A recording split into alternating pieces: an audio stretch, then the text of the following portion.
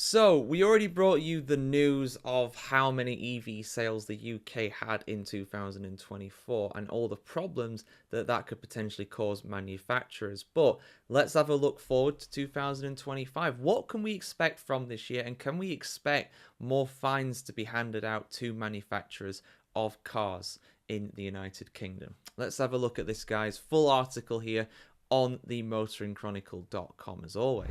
Electric car sales in the United Kingdom will increase to 440,000 in 2025, representing 24% of 1.84 million total new car sales, according to forecasts from leading EV leasing company Drive Electric.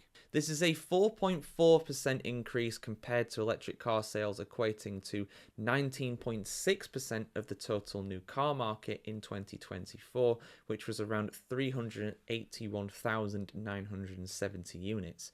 Although new electric car registrations accounted for 31% of the market in December 24, as manufacturers aim to hit the government's zero-emission vehicles mandate target, and I imagine some of them, such as Ford, like we've already covered, failed to do so. The continued growth in electric car sales shows that more and more motorists are embracing EVs, but the forecast of electric cars representing 24% of total sales this year means that the 2025 ZEV Mandate target of 28% will be missed. So inevitably, if that's to happen, more car companies will be fined, and fined very heavily. I think it was like a 12 or £15,000 fine per vehicle that they are underneath that target. So it adds up very quickly.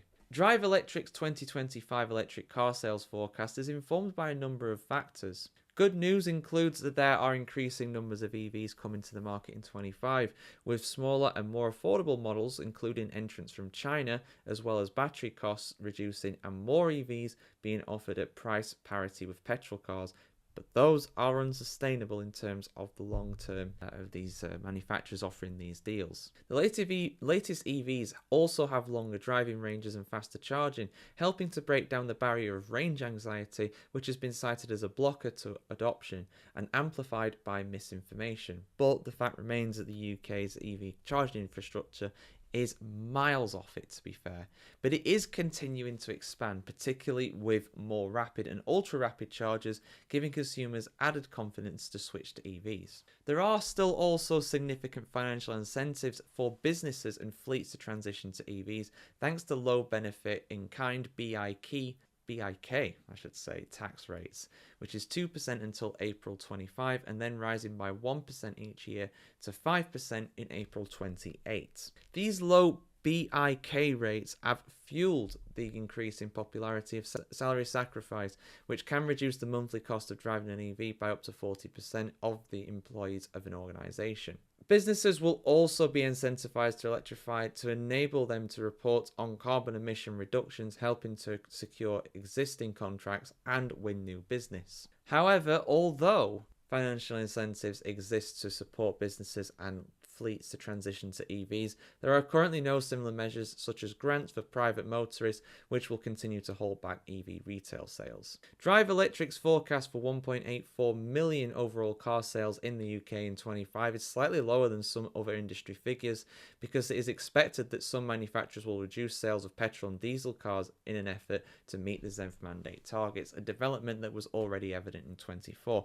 So basically, guys, what that means is that because of these fines coming in for manufacturers that don't meet the percentage of the overall sales, it'll mean that instead of creating more and a surplus of electric vehicles that they can't sell, and it's just going to be basically a money pit for them at that point, manufacturers are actually going to make less petrol and diesel cars, which, if you're wanting a petrol diesel car, is not good.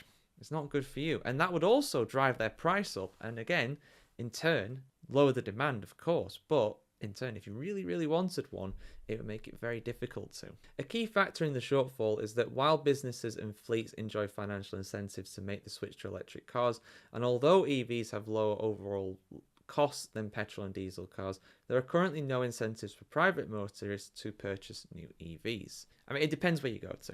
Like I've said a few times in these videos, my friend who's got an EV Honda says she loves it, and it was a lot cheaper than getting a petrol car even an equivalent to that at Honda, so it was a no-brainer for her. Drive Electric is one of the UK's leading electric vehicle leasing companies, and it uses its own model built from its intelligence of the UK market to forecast registrations of battery electric cars and vans each year. In January 2024, Driver Electric accurately predicted that the percentage of EV sales for 24 would be closer to 19% of the total market, rather than the industry forecast of 22, the latter being revised downwards later in the year to around 19. Although some manufacturers may hit or exceed the 28% ZEV mandate for 25, Tesla, for example, only sells EVs, being one of the obvious winners of that. Many manufacturers are likely to fall short of the target because they currently don't have enough EVs in their model ranges, and demand for EVs from private motorists remains much lower from business and fleets. Again, those incentives playing a part in that.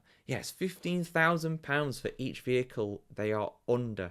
And that is for 28% as well for this year in 25. The government is currently consulting on details around the 2030 end sales date for petrol and diesel cars, as well as flexibilities in the ZEV mandate, a process which is due to be completed on the 18th of February 25. So we'll bring you that news when it comes next month. EVs are seen as a key solution to help the UK achieve its net zero greenhouse gas target, as well as helping with the problem of local air quality. EVs also have lower running costs than petrol and diesel vehicles. However, an overwhelming factor in the rapid increase of EV adoption is the vast majority of motorists prefer the driving experience of EVs compared to petrol.